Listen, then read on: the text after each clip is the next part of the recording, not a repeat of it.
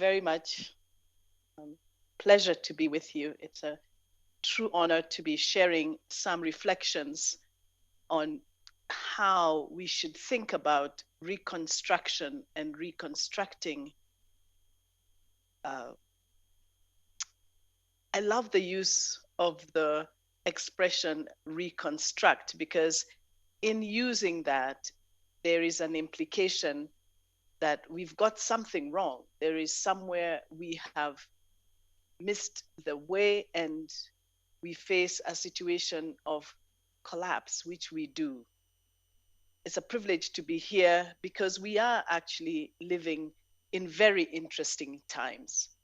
I have been struck by the fact that in this last couple of years, the context of our work, the way we work, the task ahead has become so clear and so urgent, but it hasn't become any easier. We're actually facing a time when we have to change how we think about work, how we think about the spaces where we work, and how we think about our relationship with nature. Climate change is the most consequential issue of our time. It is no longer in the horizon. It is clear, it is present, and the impacts will be passed on for generations to come. So, for how long will we continue to talk about the fact that protecting nature and ensuring that we understand our interconnectedness with nature is crucial? For how long will we continue to talk about the fact that the climate is warming, the glaciers are melting, sea levels are rising, and storms and floods are becoming more and more severe? When will we open our eyes to the blind spots in the suffering, especially of the poor and marginalized among us? Today, around the world, we see historic floods, we see heavy rains, we see things that are happening that are worse than anything we've ever seen. And I don't know how many times we stop to think about what that has to do with the state of our planet. The fact that we have to see the planet in a new light as our life support system in everything that we do, both in the built environment, but also in the way we live and in the way we eke our living, or as farmers will say, in the way we work the land. In my region, in East Africa, we have seen significant droughts and storms that are pending lives everywhere. And all this is happening at a time when we are dealing with such high levels of vulnerability. For many, the COVID-19 pandemic is still alive and well. We are now facing a new wave around the world, many people going through this. We have unacceptable levels of poverty in many parts of the world. We have sluggish productivity of agriculture, food supply chains being interrupted. But I also happen to live in a continent that is the most fastest growing in the world, and yet the youngest in the world. The median age of Africans today is 19 years old. And in many countries, over 70% of the population is under the age of 35. We have got to deliver in this new dispensation hope and economic transformation for these young people, to ensure that the jobs they get, the opportunities they have to innovate around all of the different disciplines, the investments in basic services, in human capital are secured. Because our young people are the ones who will drive us into the future. And that when we talk about reconstructing a planet for the future, it is these young people we are thinking about.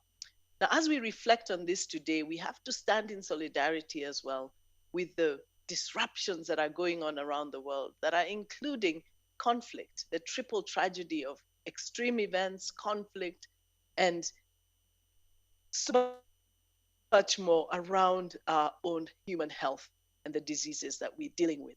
We don't need any more signals to remind us just how much the planet is changing. We know we are living in times of uncertainty, in times of inequity, in times of urgency. And our narrative has to start with the reality that people have to be at the center of this. Addressing people and inequality have to be at the heart, and that nature is what brings them together. Perhaps the most important opportunity, including in spaces like this, is the possibility to transform lives and landscapes using nature based solutions. The reality that the climate crisis requires that we act with more urgency, yes, nature based solutions are not going to be a silver bullet. They will help us address immediate needs related to employment and economic growth, but also contribute to other benefits, strengthening resilience to the other challenges ahead. These approaches can actually form an important part of a green approach to economic recovery, green approach to creating jobs in the short term and long term, and also support economic growth. The reality is that all of our economies, North and South, have got to be looking at the possibility and the reality that we move into a low carbon, green, inclusive future. And that has got to be one that has nature at its center. Now, to sustain economic recovery and strengthen our resilience to future risks to our climate, health, and economies, governments and across the world will need to put green approaches into longer term policy, into building policy, not just to deploy them within the short term stimulus packages, but to make them a continuous part of life in these countries and incentivize the conservation and restoration of ecosystems so that the ecosystem services that support businesses and livelihoods, these are water, fresh air, the opportunities to have food and fuel that emerges from all this and that drive um, a lot of the growth that we will see. I happen to come from a part of the world where hydroelectricity is such a big part of it. We cannot power Africa without energy. And to get that energy and to get clean energy, nature has got to be at the center. So we know that investing in nature is a smart investment now more than ever. According to the Global Commission on Adaptation, they are typically cost effective and provide triple dividends investing in nature. You have economic gains from jobs that come out of these investments, restoring and protecting nature, to long term economic growth associated with increasing water and food security, as I mentioned. These are all ecosystem services that derive from a healthy and intact ecosystem. We also avoid losses from protecting communities and infrastructure and protecting nature. We would avoid the sort of floods and storms that we see. Also, heat waves in cities that are increasingly becoming concrete jungles, where we're eliminating all of the green nature in our cities. We need to avoid those losses by investing in greener, more inclusive cities, cities that have greenways, cities that prioritize green spaces, that there might be opportunities for cooling these cities using nature as the principal air conditioner. Then, of course, the social and environmental benefits that come from cleaner air and improving human health. We have levels today of pollution induced asthma across our cities at levels we have never seen before. The levels of pollution, the lack of cleaner air is one of the greatest health risks that face us today. We know cities like London, for example, that are beginning to monitor the levels of pollutants and taxing vehicles that drive into the city to clean their air, changing how we move around our cities, mobility around cities, increasing non-motorized transit, allowing people to walk more easily, all will be part of creating a more livable city. And so those benefits are crucial for us to remember.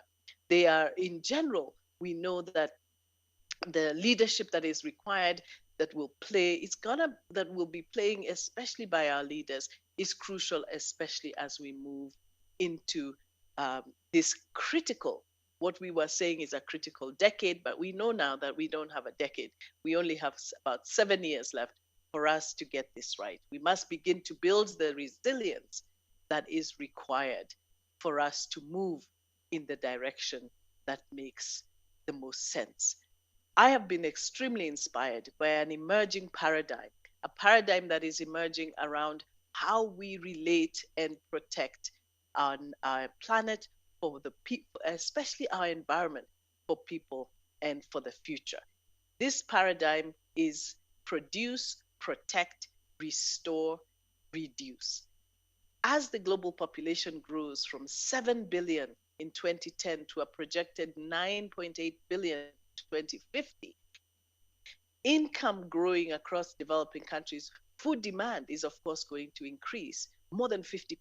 We know many cities on the continent of Africa will double by 2050. We have got to produce food much more efficiently. Increased efficiency of natural resource use is the single most important step in meeting both food production and the environmental goals for both the natural environment and the built environment. This means increasing crop yields, increasing production of urban food, but also decreasing supply chains. So we produce what we eat and we eat what we produce. So produce is going to be a very important paradigm. Protect. We've got to protect tropical forests that are far away from the most important ecosystems, because they are the most important ecosystems that provide this water, the electricity, the fresh air that will power our cities. Tropical forests collectively sequester more carbon from the atmosphere than temperate and boreal forests. But they're also increasingly destroyed, especially by agricultural expansion. I don't know how many of you know that there are three key lungs of this planet. We have the forests of Southeast Asia that are already emitting carbon. These are net emitters of carbon already. We have the mighty Amazon forest that is on the edge of becoming an emitter. And in fact, last year, for the very first time, the Amazon forest emitted more carbon than it sequestered. And then we have the mighty Congo Basin, the only healthy lung of the planet, also under a lot of pressure, but we must do everything we can to protect these three large tropical forests that continue to sustain us on this planet. We must keep these forests standing because they are the best hope we have of maintaining the amount of carbon forests stored in these forests, that we might keep this planet in balance. Today, a majority of tree cover loss is from agriculture, as I've mentioned, and we have to make sure that we make that link and change it. We have reduced. We have to close the food gap that will be far more difficult if we don't slow the rate of growth in demand. Growth, demand for land, for agricultural land on this planet is very fast increasing. About 45% of global greenhouse gas emissions come from product use and manufacturing, as well as food production. So the idea of circularity, the circular economy, strategies that reduce our use of resources can cut greenhouse gases by close to 40%. And these will play a crucial role in preventing the dangerous impacts of climate change. For example, we can shift towards more recycled materials to alleviate the need to produce plastics and virgin plastics and synthetic fibers. And we can reduce fossil fuel use, which brings with it associated emissions. So the idea of circularity to reduce waste, a crucial paradigm that will be an important part of how we move forward. And finally, restore. We have got to ensure that we restore the drained peatlands, the destroyed forests, and ensure that this is a once in a lifetime opportunity to engage all that we have to restore degraded areas. My continent, Africa, has the largest restoration potential in the world, 700 million hectares of land for restoration. I am inspired by movements like AFR 100 that have charged to restore 100 million hectares of land and are now politically 128 million hectares of land. Political commitment is behind it. 27 countries have made commitments individually to restore up to that much.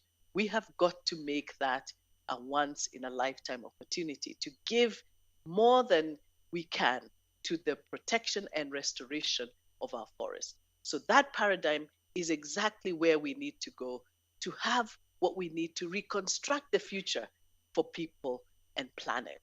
I really want to say that one of the most inspiring opportunities we have is definitely to think about future generation. Future generations today are anxious. They're anxious about our inaction. They're anxious about our lack of motivation to move. But I think we have to think about the possibility that this is the one chance we have. We are the generation with that has caused the problem, and perhaps the last generation with the opportunity to do something about it.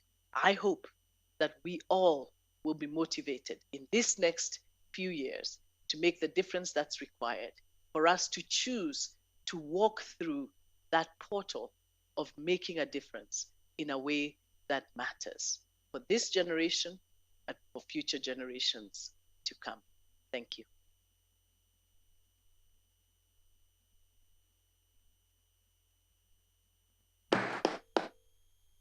Thank you, Wanjira, for this very, very interesting speech about the context of Africa.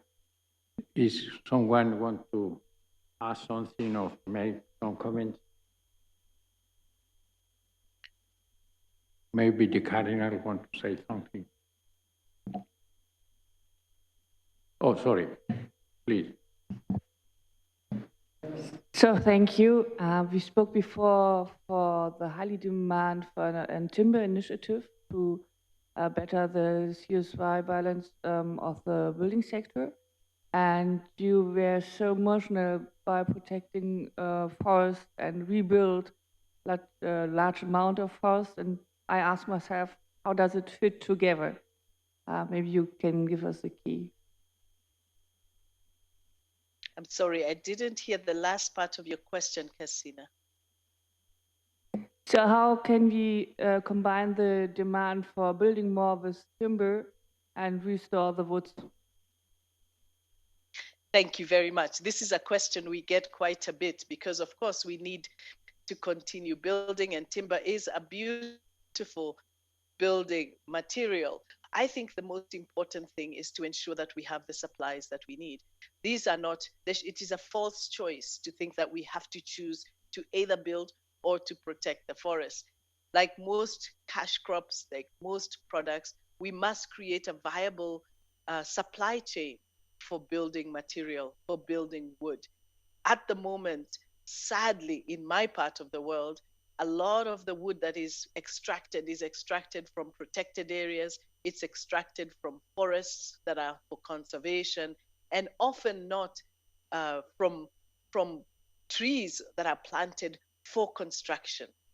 Planning is really crucial. I have been to parts of the world where the timber industry is the gold standard of their industry. They maintain 60% forest cover, but they have continued to develop a timber industry that does not depend on the destruction of conservation areas.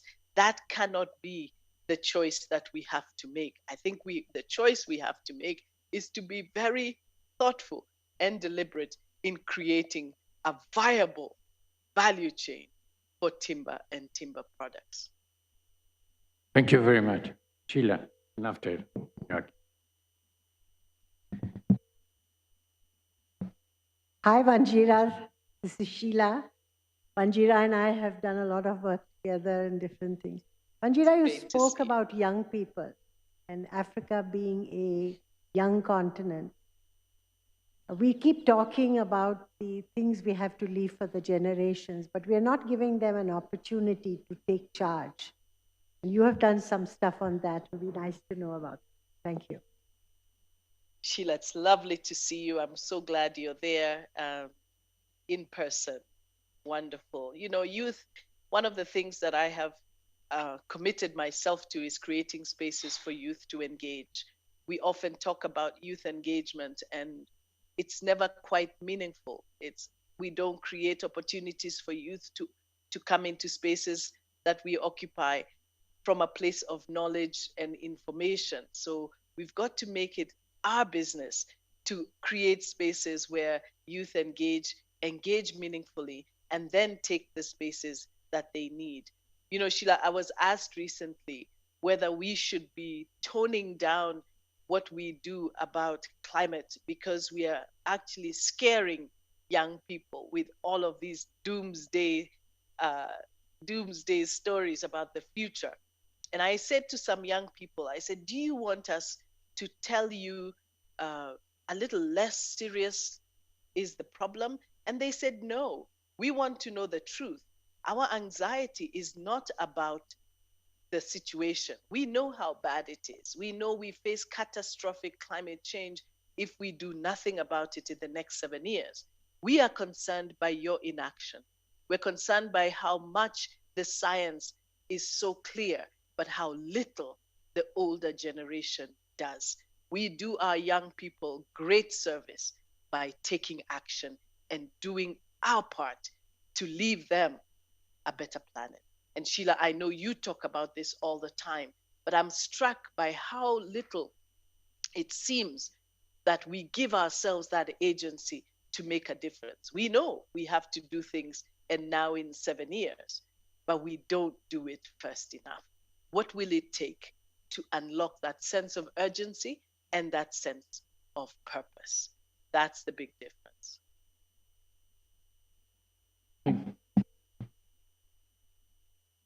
Thank you for a very insightful presentation. I'm Joachim von Braun. I'm president of this academy.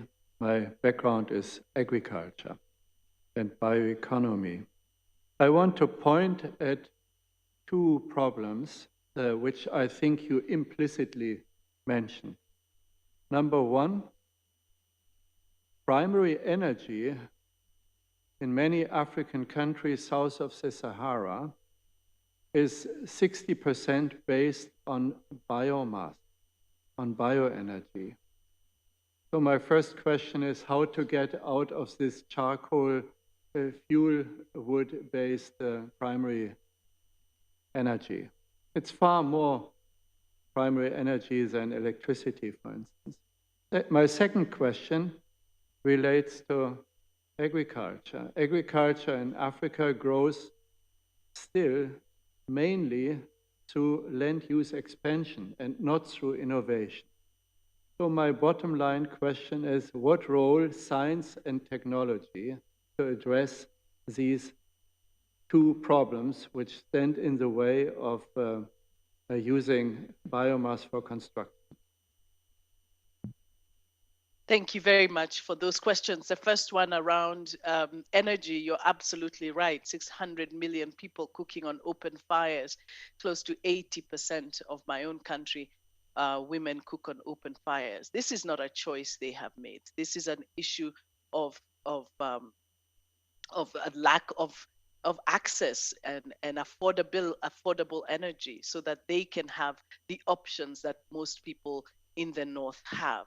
This is one of the biggest opportunities we have in this agenda for a just energy transition.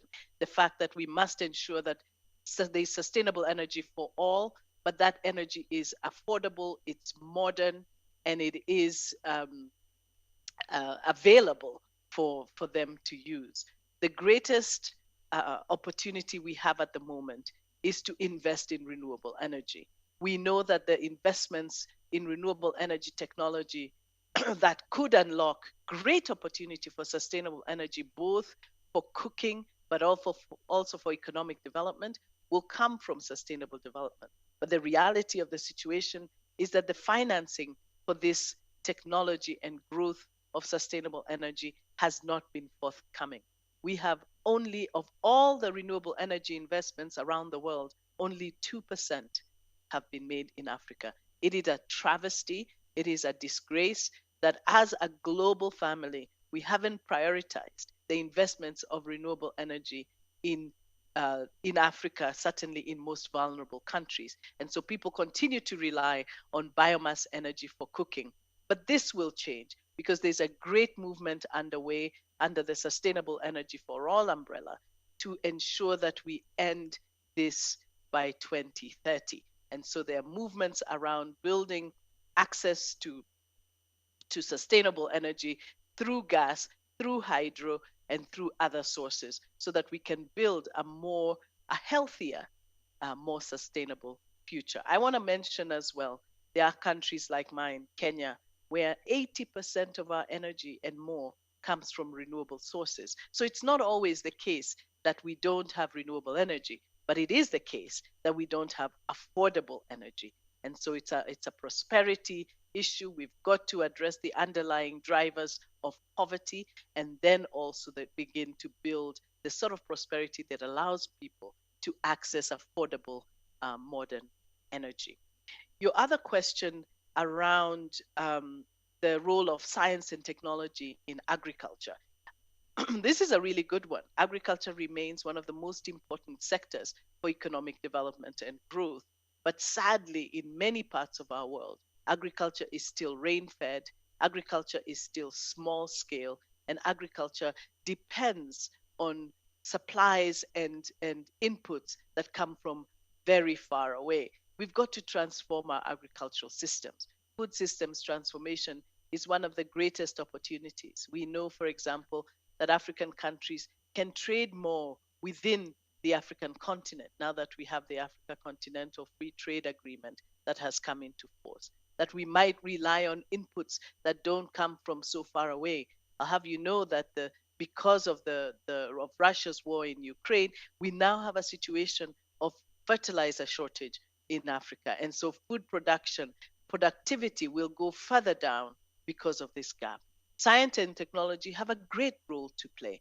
As we face the impacts of climate change, we know that water is going to be more and more scarce. We've got to increase our ability to restore agricultural land, plant crops that are more resistant to droughts. And we have had historically traditional crops that do very well in drought areas. They're drought resistant crops. But we've also got to increase the use of technology for irrigation and for expanding so that we can grow much better, more productively in the fewer space that we have.